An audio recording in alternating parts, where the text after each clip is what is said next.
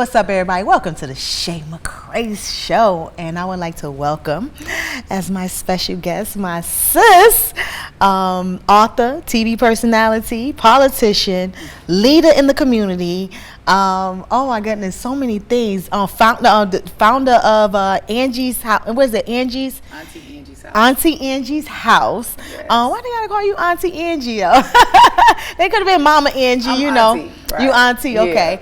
Yeah. Now independent. Yes. Yes. Yes. Mm-hmm.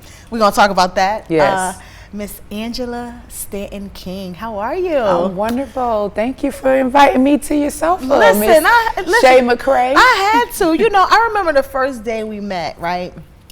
I was speaking at this event, and I think it was about trafficking or something like that. And you were in the audience, and you inboxed me on social media, and you said to me, "Hey sis, I'm Angela Stanton King.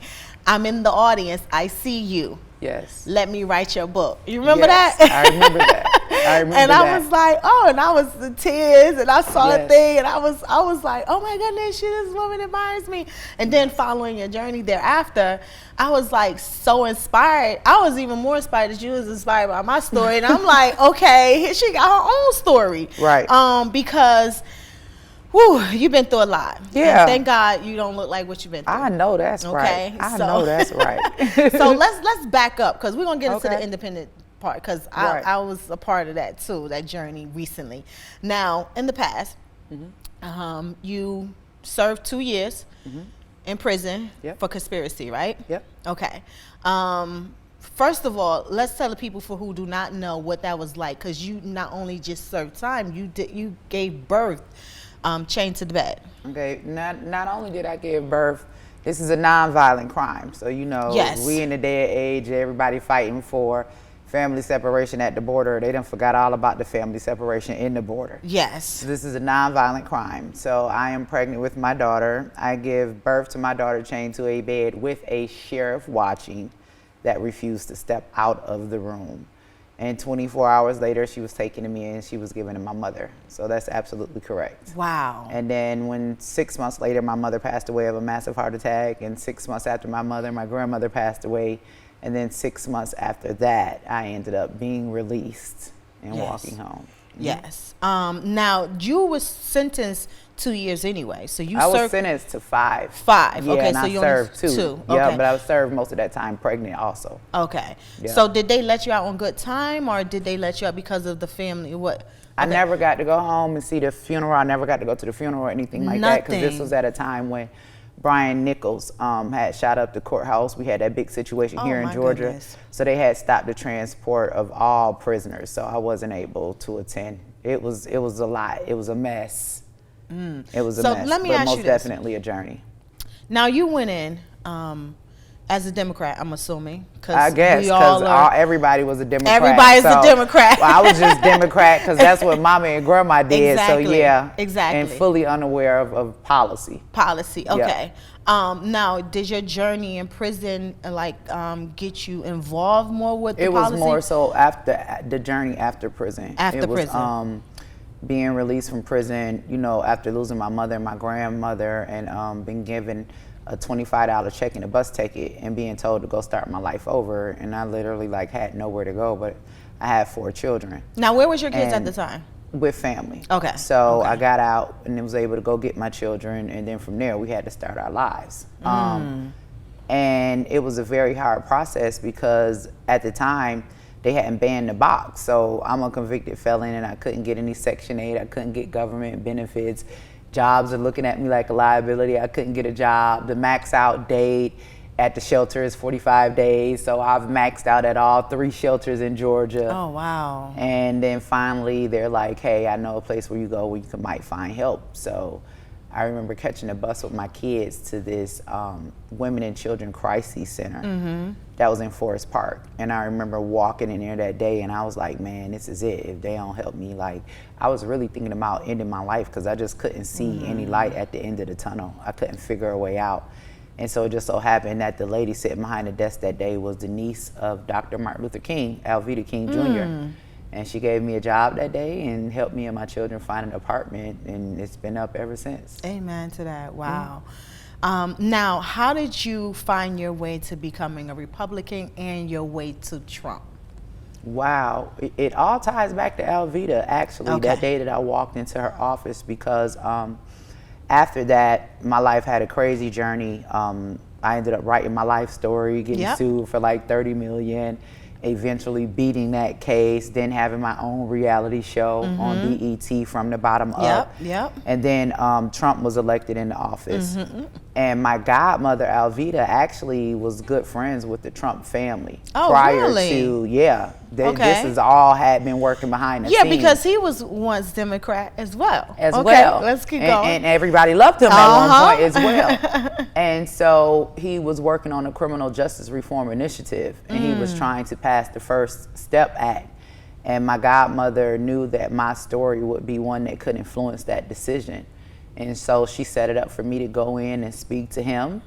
And at first I was like, ain't no way I'm going in there and speaking to this man that everybody just says is a racist. You know what I'm saying? I'm like, there's no way I could go in. But then I remembered my situation, and I remembered when I was in prison and my mother had passed away and I couldn't get out to go home to say goodbye. I remember when I was in prison and they had taken my baby away from me, and I wanted to get back home to my prison. And this was at a time, wanted to get back home to my children. And this was at a time that the entire country was fighting to reunite families at the border. And I'm like, what about our families? And I knew that if Trump was to overturn the First Step Act, was to pass the First Step Act, that would be the first step to overturning the '94 crime bill by Bill Clinton and Joe Biden, that crack era that massively incarcerated Black Americans. So I was like, I got to take, my feelings out of it, put empathy in it, consider what this could do for so many people, especially our people. And I went in and we got it done. Got it done. Wow. So, and then you became a Republican. Yeah, I became a Republican because it wasn't just my affiliation with Trump, but because I started paying attention to policy. I remember following you in passing. They went in on you because you only a Republican because Trump gave you a pardon and blah blah blah blah, and you was this. First of all, I want to know, after going through what you went through from prison and so forth, where did the strength come from to even be able to stand strong and stand ground and stand on business and not because people, they were coming for you, as a. Well, that's the thing about it. I was already built for it tough anyway. I see, so I think I was just made for it. But it was an assignment that I had to wake our people up, because we have been voting we've been voting for people and not policy. That's been our problem. And I learned that with Obama, because Obama, man, I cried for days. Like, I didn't care what Obama's policy was. All I saw was the color of his skin. And I look back now and I realize that that was a grave mistake for our community. And I'm not being disrespectful in any type of way, but I just don't see any benefit that we got from an Obama presidency other than seeing a man of color in the White House. I had a conversation with someone about this.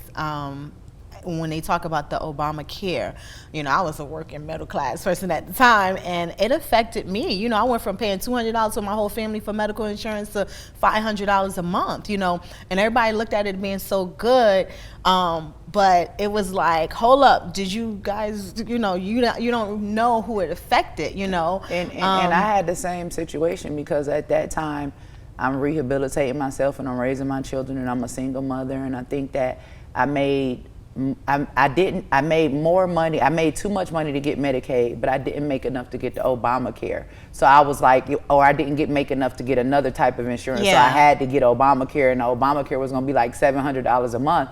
And there was no way that I would be able to afford that. But then another thing with Obamacare that people need to research is the Obamacare kid. And if you research the Obamacare kid, you'll see this little 8-year-old Black boy that's at the White House with Joe Biden and President Obama while they're signing Obamacare into law.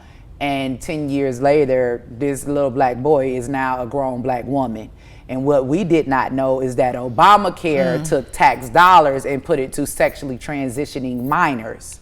So we got to wake up and start paying attention to what's in all of these policies that they're passing and these laws that they're passing. Wow. you know, I know you speak strongly about that because that's something that is also home for you. I know you have your son. Right.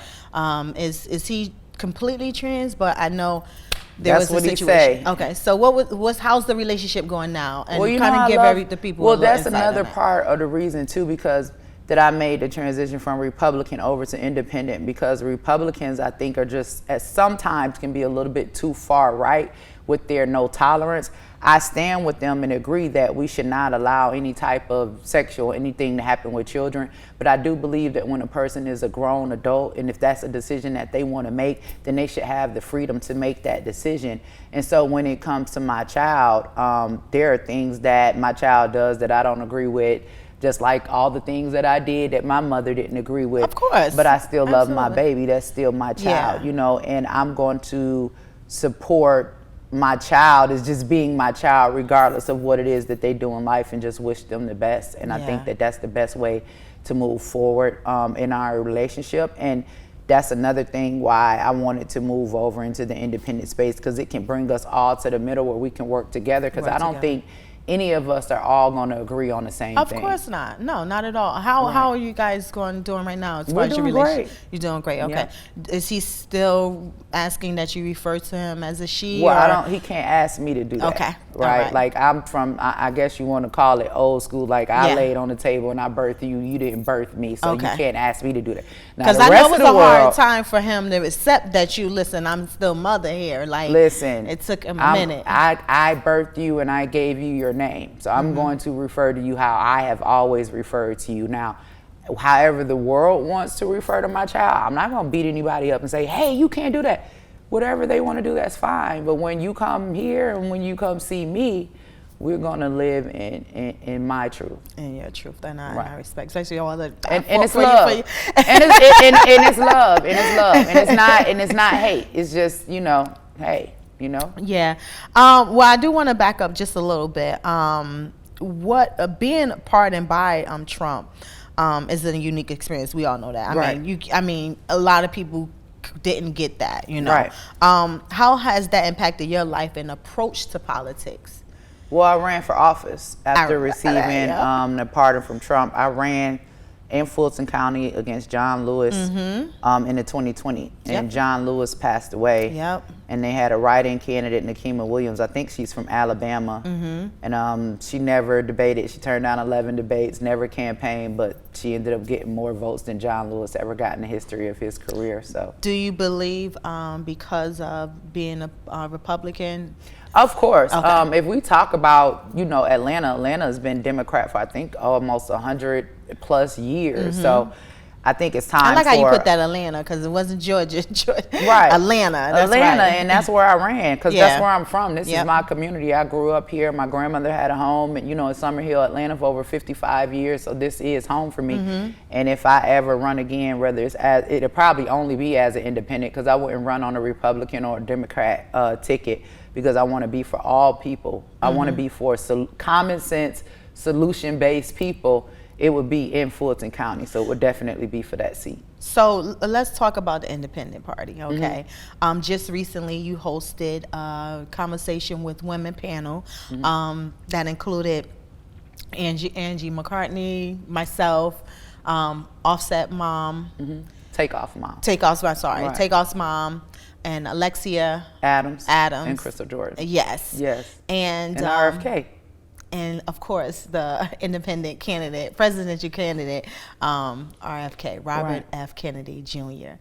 Now, what sparked that transition to become independent and become in charge of his campaign here in Atlanta? Well, I think Trump kind of opened that door for me, because people saw how hard I went for Trump. Once I began working with his administration, I think Trump kind of cleared that pathway for me.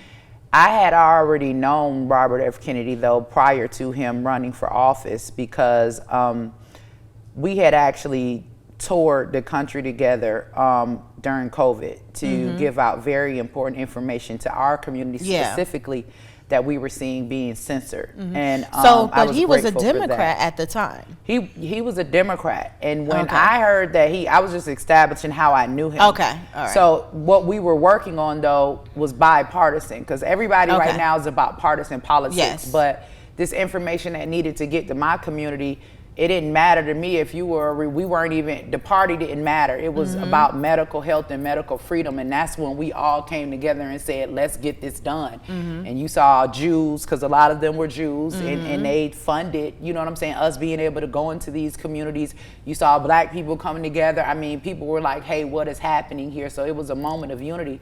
But that's when I was able to meet RFK and learn more about the history of what he's already done for our community. So when the offer came on the table to work for RFK, it was a lot of ruckus because I was so close to the Trump administration.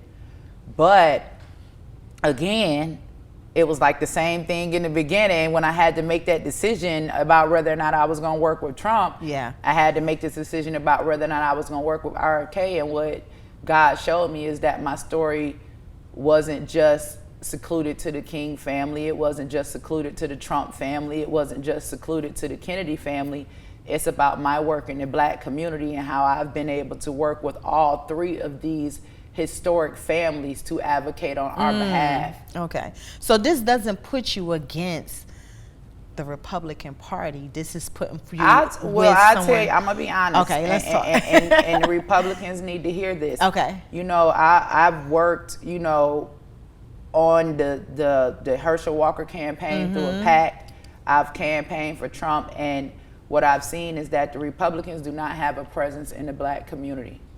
And Republicans do not invest in Black communities, because what I've gotten back is, well, Black people, they're just going to vote Democrat anyway, so we're not going to waste our money. But that's not necessarily true. And I've also seen in the Republican Party that there have been a lot of Black Republican candidates that will run, that want to make a difference, but they don't get the same support as their counterparts. Same thing with Taraji, you know? And so another thing that I learned being on the Republican side is that Republicans are pro-life, but they're not pro-Black, and they don't have to be. That's not anything against them, but because I am, and what my fight is for, which is eradicating the Black maternal health crisis, because there's no white maternal health crisis or Asian maternal health crisis. We're dealing with the Black maternal health crisis right now, and as a solution to that, they are offering abortion, so there is a direct attack on Black life. So I'm not against anybody, but I have to highlight this issue. And if you just want to talk about the issue and you don't want to help me when I've come up with solutions for the issues, then that means that I'm in the wrong space. So that's why I'm here. Do you believe that we will ever see an independent nominated for president? Yeah. And this day and time? Kennedy's going to be the first one. People are tired. We are tired. Like, I know Republicans that are tired. White people don't want everybody thinking that they're racist just because they're a Republican. Black people don't want everybody thinking that they're a part of Black Lives Matter just because they're Black, right? Or that all of us are criminals or worthless, right? Like, that's not the real reality that when we live in. We work with white people every single day. Some of us got white people in our family. If you don't, you got a cousin that's half white. My first cousin is half white, and am I supposed to hate we don't want to fight. We do want to come to peace. And I think what's happening with the left and the right is that there is so much fighting going back and forth that we cannot find solutions for the American people. And we all end up being mad, Republicans and Democrat. Well, us, I'm not gonna say they're mad, but us as a community, whether we identify as Republican or Democrat, but when we see them seeing billions of dollars over to Ukraine, right? And they're not helping. Like, Republicans might get upset about veterans. We might get upset about the Black community. Exactly. It's the same thing. We're the American people. You're not, taking care of the American people with the American tax dollar. So they're pissed off on the right and they're pissed off on the left. Those of us that are pissed off and not bought, we're ready to come to the middle. Ready to come together. And that's this independent space that RFK has created.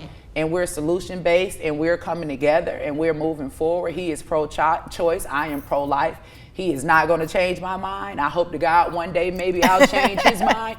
But what we can agree on. Because I was going to ask you that, did you agree, especially with the questions that was on the panel the other night, with some of the things that he believe in? Well,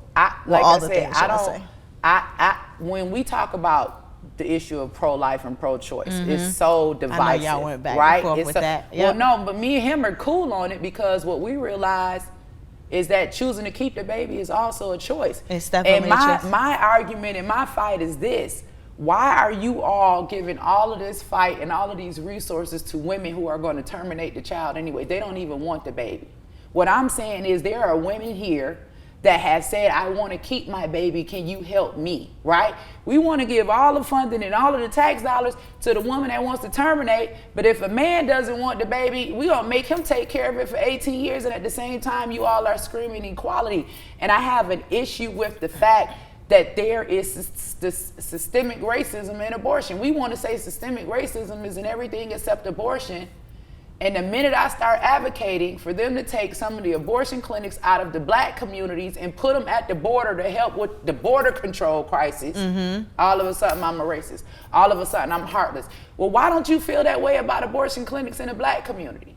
If you don't want them at the border, why are they in our community? Why do we not have life resources? Why do we get abortion clinics and they get fertility clinics? Like, we really got to wake up. And if black lives matter to us the way that we say they do, then we have to understand that black life begins in the womb, and black life ain't gonna never matter to nobody if it don't matter to us. If it don't matter to us. You know, I remember one time you posted, oh, I'm giving up, I'm done with this. Y'all wanna go ahead and just do what y'all want to be. And I was on your post like, absolutely not, don't give up, don't play. So please continue your fight, don't give up. There are a lot of people that might be against it, but there are a lot of people that's for you, seriously, and I'm one of them. Like, you know, I'm not sitting here saying I was Republican, Democrat, you know, independent at all, or even when you brought me on to the panel, but what I do know is I understand your fight for certain things, and it helped me to understand politics a little bit more and to dig into a lot better and stuff. Because I would have never known that RFK was he was a victim of censorship if you didn't give me that to study, to speak on that, and how it became a big deal, and what transitioned him. How could your own party be against you? You know what I'm saying? And here it is, you fighting some of the beliefs. So trust me, keep doing what you gotta do. Right now we at our question of the day. Okay. Here we go. So we want to learn a little bit more about you, and you know, of course, we know a lot what you're fighting for, but just something a little bit more personal. Okay. So I'm gonna have you just put your hand in this box down here and pull a question out. Oh Lord, who wrote these questions? First of all, I don't tell know. me who Somebody. wrote them. Somebody. Let me see what I got. Let's see what you got. Oh Lord. If you saw your best friend, spouse, or significant other cheating, would you tell them, baby, I'm going live. I'm going live. I'm going to tell y'all to tag her, call her. I'm going to chase them all around the store. They're not getting away. They're not getting away. You tell her? I mean, somebody going to go live, even if it's not me. I mean, we don't live in a day and age of privacy anymore. We really don't. So I think it's just better, you know, to be honest and upfront and live in transparency. And I think we need that all the way across the board in every relationship, our political relationships, our business relationships, our love relationships, our relationships with our children and our family. Let's all be honest and transparent and learn to work together to make America great for all of us. Yeah. Not just for one particular group or one particular person, but if you're in America, then that means that America needs to be great for you. So you believe in the quote, let's make America great. Well, I'm American. Okay. I live in America. My mother is very, because they tried to make it racist, but we don't really pay attention. Like, why we are so busy to fight everyone else's fight but our own. That's what I'm saying. We don't went from Black Lives Matter to Stop Asian Hate to Free Palestine. And we still got homeless people on the street, black community still in disarray. They calling for ceasefire in Gaza. You ain't called for ceasefire in Chicago. You ain't called for ceasefire in Memphis, where, you know, they going back and forth over this Yo Gotti beef. Y'all didn't call for a ceasefire in Atlanta, where y'all allowed that little baby Sequoia Turner to get her head blown off during Black Lives Matter. Like, I am disturbed anytime an innocent civilian loses their life, whether it's here, Israel, Palestine, or Gaza. Like, how are we going to help them if we can't even solve our own issues on our own land? Absolutely. Well, you have created a solution to, I know, what you believe in, and that's Auntie's Angie House, right? Yes. Before we get it up out of here, I definitely want to learn a little bit more about that. Please let the people know what it's about, how they could be a part, and Wow, Auntie Angie's House, we are trying to eradicate the Black maternal health crisis. We want to get back to natural birthing methods. Yes. To me, when I think about the Black maternal health crisis, I'm like, there is no way. My grandmother gave birth to 10 children in a shed, right? Without a with doctor, with no meds, with no midwife, natural birth, right? How did we go from giving birth to 10 children to going to the hospital dying from having one, and then all of a sudden Octomom is having 8 babies at one time with no complications? None. Like, something more sinister is going on. And they wonder why ADHD is up at an all-time high. Exactly. You know, they've been drugging them before they came out. So true. Not to mention it's in all the sugar that we give them. They all just of can't everything. Sit still. Yeah. So we changed their diet. So also, Planned Parenthood, to me, their strategic placement of abortion clinics in our communities is an issue for me. And so I said, if we are really going to give Black women a choice, then there needs to be a life resource somewhere near that Planned Parenthood. So I set out on this mission to put an Auntie Angie's House everywhere there is a Planned Parenthood. I know that's right. So if one of our sisters do go in there, you know, and decide, hey, I don't want to be in this position, I want to keep my baby, I just need a little bit of help, then she can go somewhere and get that help, and we can, you know, save our race. Where is it located right now? So right now we have one location in the historic west end of Atlanta, and we're looking to expand. And I know that God's gonna do it. I gotta stop by. Yeah. And that's one thing that, regardless if we Democrat or Republican, when we sit down and talk about it, when we come to the middle, nobody is against helping a mother that's struggling with her Nobody's child. against it. Nobody's against life. No. So what are we fighting about, right? What are we fighting about? And you can be a Democrat and support life. Absolutely. You can be an independent and support life. What are we fighting for? Because we're all here because of life. So we all gotta believe in at least that one. If we don't have nothing else in common, then one thing we all have in common is the right to life. To life. Because nobody that advocates for abortion has ever been aborted. With that being said, I thank you so much, sis, for being here. Angela Stanton King, you are amazing. Keep doing what you're doing in the community. I am here for it. And you know, you can always call on me for the next whatever you're doing. I won't be like, let me see what she's talking about. She might be right. Look, sisterhood is important. Sisterhood is important. Thank you so much for joining us today. Thank you, and thank you guys for tuning in.